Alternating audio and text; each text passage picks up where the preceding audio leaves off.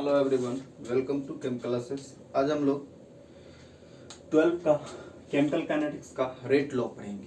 जैसे हम लोग पिछले क्लास तक कर लिए थे, टाइप्स ऑफ रिएक्शन क्या होता है, फिर हम लोग किए थे एवरेज रिएक्शन क्या होता है, इंस्टेंटेनियस रिएक्शन क्या होता है, फिर बात किए थे factor affecting rate of reaction. अब हम लोग उसमें बात करेंगे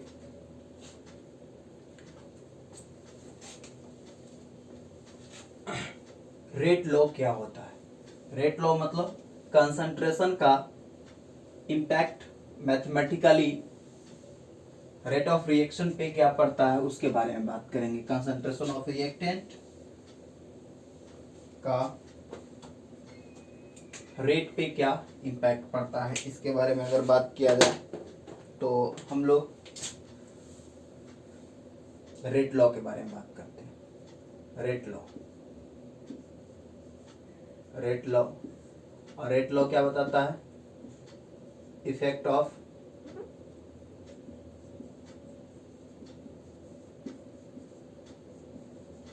concentration of reactant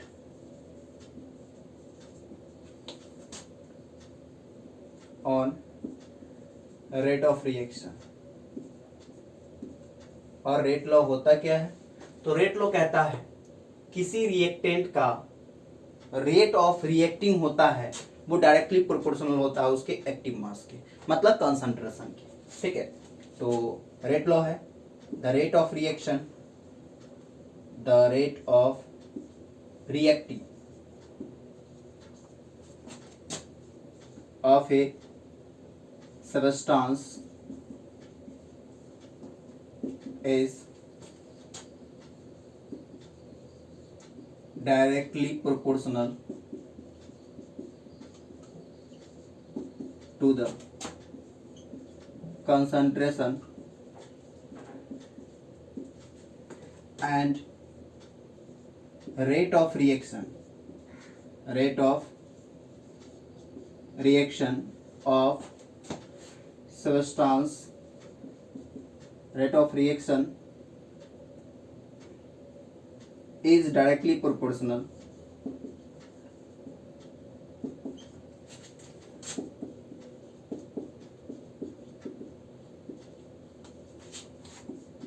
to the product of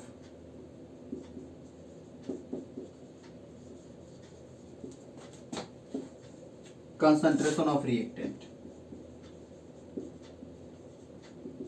concentration of reactant।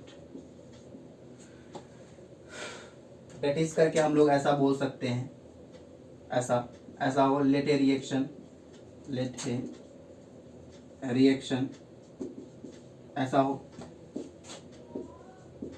A tense to P हो और इसका A का जो है N मॉलिक्यूल्स जो है, ठीक है, हम लोगों को रिएक्ट करे तो उस समय अगर प्रोडक्ट में कन्वर्ट हो रहा है तो हम लोगों को क्या हो जाएगा, इसका अगर रेट ऑफ रिएक्शन निकालना हो तो हम लोगों को आ जाएगा क्या, रेट इक्वल्स टू क्या, रेट इक्वल्स टू के, रेट इक्वल्स डायरेक्टली प्रोपोर्शनल है किसके, कंसंट्रेशन ऑफ रिएक्टेंट। तो रिएक्टेंट क्या है, ए है और ए का क्या है, एन मॉलिक्यूल्स है, तो एन मॉलिक्यूल्स है तो क्या आ जाएगा, एज ए पावर एन आ जाएगा।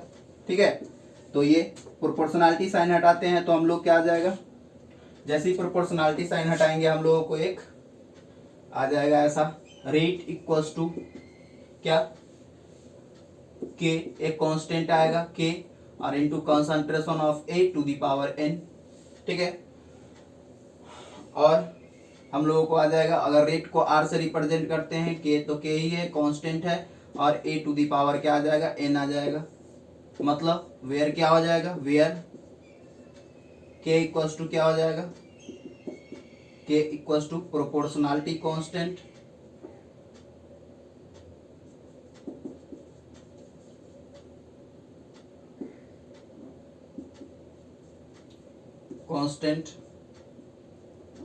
और इसी कांस्टेंट को हम लोग बोलते हैं स्पेसिफिक रेट कांस्टेंट,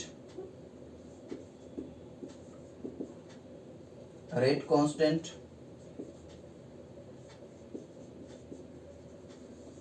या वेलोसिटी कांस्टेंट। तो ये हम लोगों को क्या हो गया, रेट लॉ।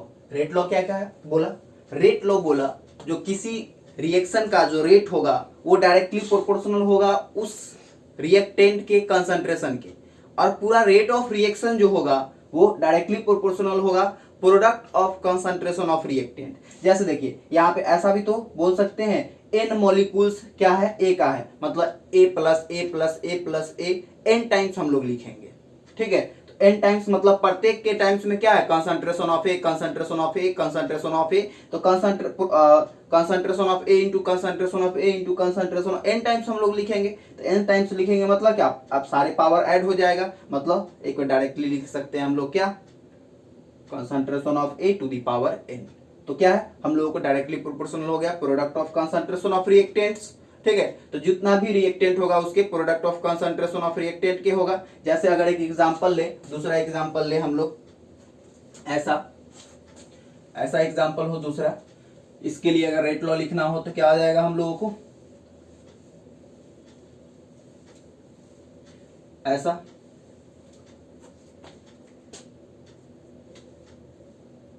ऐसा है ए प्लस बी और ये दे रहा है प्रोडक्ट, इसके लिए हम लोगों को रेट लिखना है। तो रेट इक्वल्स टू क्या आ जाएगा, के और कंसंट्रेशन ऑफ ए और इंटू कंसंट्रेशन ऑफ बी, ठीक है। लेकिन ऐसा रहा ए प्लस टू बी और ये प्रोडक्ट दे रहा है, तो इसके लिए अगर रेट लिखेंगे तो क्या आ जाएगा, के और into concentration of A into concentration of B, और बी का 2 है तो 2, ठीक है।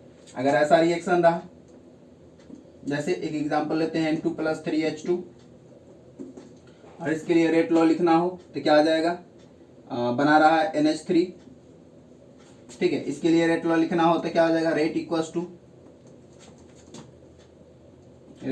टू के into concentration of N2 into concentration of क्या, H2 का पावर 2 है तो यहाँ पे 3 है तो 3 लिख लेंगे। तो हम लोग ऐसा रिप्रेजेंट करेंगे किसी रिएक्शन के रेट को, तो ऐसे हम लोग रिएक्शन का रेट, ये एग्जांपल हम लोगों को हो गया। अब हम लोगों को है इसमें रेट कांस्टेंट, ये जो रेट कांस्टेंट जिसको बोले स्पेसिफिक रेट कांस्टेंट क्या होता है, इसके बारे में हम लोग बात करेंगे। स्पेसिफिक रेट कांस्टेंट क्या होता है, तो इसके बारे में बात करेंगे। तो क्या हो जाएगा, हम लोग अभी पढ़े क्या, अभी पढ़े हम लोग क्या, रेट का जो आया,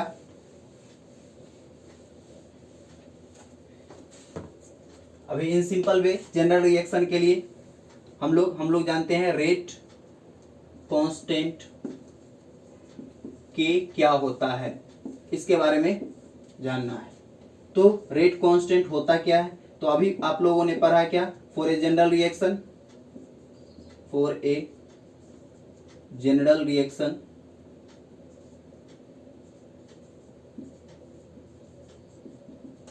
क्या है,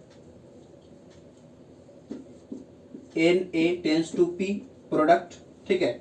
इसके लिए हम लोगों को रेट इक्वल्स टू क्या है, K into concentration of A to the power N, यही है, ठीक है। तो K का हम लोगों को वैल्यू निकालना है, K इक्वल्स टू क्या हो जाएगा, रेट और बाई क्या हो जाएगा, concentration of A to the power N, ऐसा हो जाए वेन क्या हो जाए, concentration of A equals to क्या हो जाए, 1 हो जाए। तो हम लोगों को 1 to the power N equals to क्या आ जाएगा, 1 आ जाएगा। देयरफॉर क्या हो जाएगा हम लोगों को, देयरफॉर K इक्वल्स टू हम लोगों को हो जाएगा R by 1 to the power N, that is K equals to rate हो जाएगा। मतलब हम लोग ऐसा कह सकते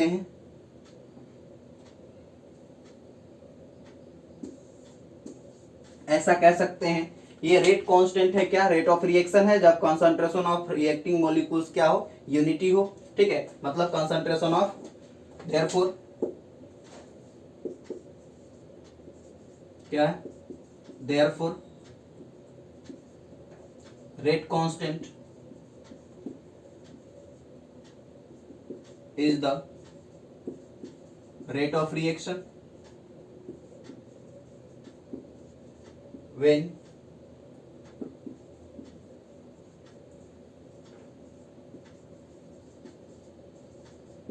concentration of reacting substance is unity. तो हम लोगों को ये आ गया रेट कांस्टेंट क्या होता है इसके बारे में। अब हम लोगों को यूनिट क्या होता है, यूनिट ऑफ रेट कांस्टेंट का अगर बात किया जाए तो यूनिट ऑफ रेट कांस्टेंट के का अगर बात किया जाए तो के इक्वल्स टू क्या आ जाएगा हम लोगों को, के इक्वल्स टू हम लोगों को आ जाएगा, सिंस आप जानते हैं क्या के इक्वल्स टू फॉर्मूला पर है क्या, rate by concentration of A to the power N. हाँ, यहाँ पे एन जो होता है वो पावर जो बताता है वो क्या, ऑर्डर ऑफ रिएक्शन को हम लोगों को रिप्रेजेंट करता है। वेयर यहाँ एन जो होगा, एन इक्वल्स टू क्या हो जाएगा, order of reaction, order of reaction. अब ऑर्डर ऑफ रिएक्शन होता क्या है इसके बारे में अभी हम थोड़ा देर बाद बात करेंगे। पहले हम लोग रेट कांस्टेंट क्या होता है इसके बारे में अगर बात करें तो इसके बारे में पहले स्टार्ट कर लेते हैं। अब इसका यूनिट क्या आएगा, क्या यूनिट आएगा ये रेट कांस्टेंट का, इसके बारे में हम लोग पहले बात करेंगे। तो रेट कांस्टेंट हम लोगों को यूनिट अगर पता करना है तो क्या हो जाएगा हम लोगों को इसका यूनिट। देखिए हम लोगों को आया रेट कांस्टेंट का फॉर्मूला आया के इक्वल्स टू क्या, rate by concentration of reactant to the power क्या एन, कंसंट्रेशन रिएक्टेंट का पावर एन है। अब देखिए आप जानते हैं क्या कि रेट का यूनिट जानते हैं, रेट इक्वल्स टू क्या होता है, रेट का यूनिट, रेट होता है क्या, स्पीड होता है, स्पीड क्या, मोल लीटर इनवर्स और सेकेंड इनवर्स ये होता है। और हम लोगों को नीचे कंसंट्रेशन है तो कंसंट्रेशन मोल इनवर्स, मोल लीटर इनवर्स और टू दी पावर क्या है एन है। और देखिए यहाँ पे इतना टू दी पावर क्या है 1 है। अब ऊपर जाएगा तो क्या हो जाएगा के equals to mole litre inverse और to the power 1 minus N, और इधर आ जाएगा सेकेंड इनवर्स। तो हम लोगों को ये यूनिट आ गया, ठीक है, ये यूनिट आ गया। अगर देखिए ये क्या है, जब nth ऑर्डर का रहेगा तो जब हम लोगों को ये निकालना हो कि first order, second order, third order, ठीक है, तो हम लोगों को ऐसा इधर रहे यूनिट ऑफ के इधर रहेगा ऑर्डर ऑफ रिएक्शन। तो हम लोग इस समय कैसे फाइंड करेंगे, ऐसा यूनिट ऑफ के ऑर्डर ऑफ रिएक्शन जब जीरो हो, जब जीरो देंगे तो क्या हो जाएगा, एन का वैल्यू हम लोगों को क्या हो जाएगा, ऑर्डर ऑफ रिएक्शन मतलब एन का वैल्यू। तो एन का वैल्यू क्या हम लोगों को आ जाएगा, यहाँ पे जीरो, जीरो जब पुट कीजिएगा तो क्या हो जाएगा, 1 माइनस जीरो इक्वल्स टू क्या आ जाएगा, ऐसा आ जाएगा मोल लीटर इनवर्स और 1 माइनस जीरो और सेकेंड इनवर्स, और 1 माइनस जीरो मतलब 1 आ जाएगा। तो क्या आ जाएगा, इसको हम लोग डायरेक्ट लिख लेंगे ऐसा मोल लीटर इनवर्स सेकेंड इनवर्स। अब देखिए इसमें अगर 1 पुट करते हैं तो 1 माइनस 1 जीरो हो जाएगा, और किसी का पावर जीरो हो जाता है तो वो वैल्यू क्या हो जाता है, जीरो हो जाता है, सॉरी 1 उसका वैल्यू हो जाता है। तो इसका पावर जीरो आ गया तो इसका वैल्यू तो 1 हो गया, बच गया ये, तो सेकेंड इनवर्स। अब थर्ड में अगर पुट कीजिएगा, अब सेकेंड ऑर्डर का अगर रिएक्शन रहता है तो पुट कीजिएगा एन का वैल्यू 2 तो माइनस हो जाएगा। तो क्या आ जाएगा हम लोगों को मोल लीटर इनवर्स और टू दी पावर -1 और सेकेंड इनवर्स। इसी को हम लोग लिख सकते हैं, देखिए मोल एक पावर माइनस में है तो ऐसा कर ले, लीटर माइनस माइनस प्लस हो जाएगा, तो लीटर मोल इनवर्स और सेकेंड इनवर्स हम लोग का ये आ गया हम लोगों को यूनिट। तो कौन सा ऑर्डर ऑफ रिएक्शन रहेगा उसके अकॉर्डिंग हम लोग क्या निकाल लेंगे, उसे उसका हम लोगों को order of unit of rate constant हम लोगों को अगर ऑर्डर ऑफ रिएक्शन पता है तो, ठीक है। तो अब हम लोगों को रेट इक्वेशन क्या होता है इसके बारे में थोड़ा सा, रेट इक्वेशन किसी रिएक्शन के लिए कैसे लिखेंगे उसके बारे में थोड़ा सा बात कर लेते हैं।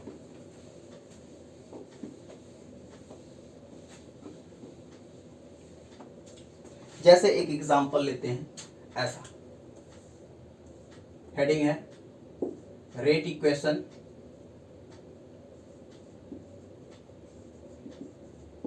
For a reaction.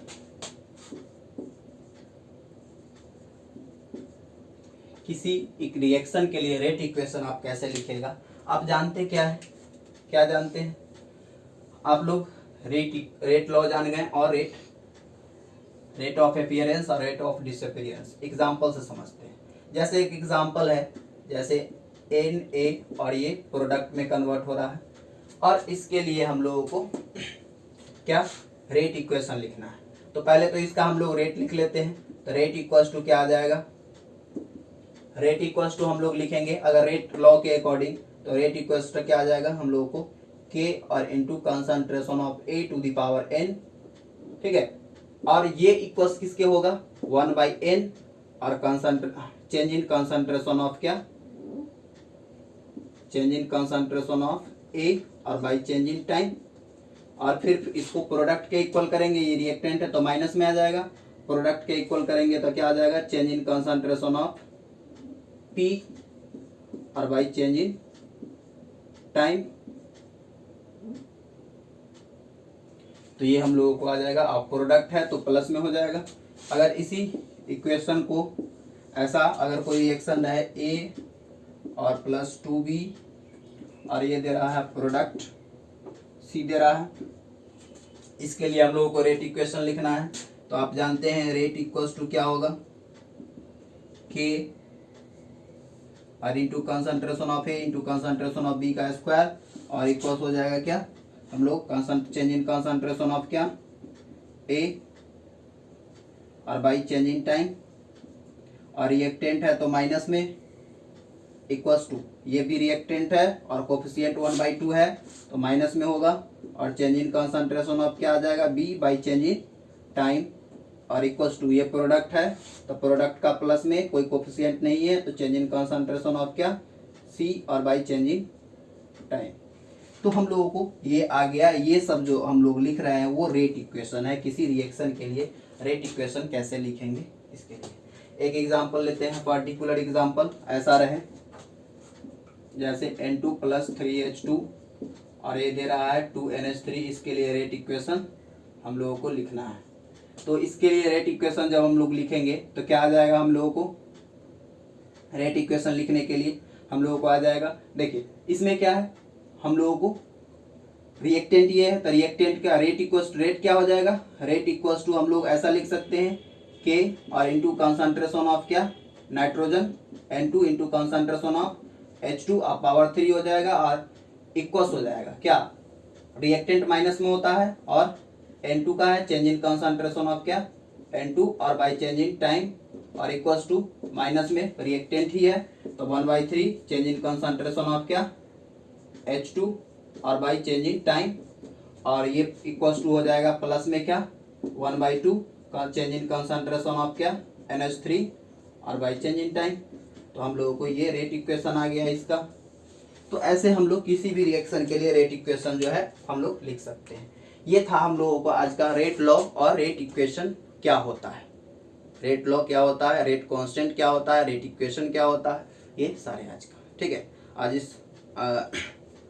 इस सेशन में इतना ही करेंगे, फिर हम लोग नेक्स्ट सेशन में कंटिन्यू करेंगे। Order of reaction and molecularity क्या होता है इसके बारे में बात करेंगे।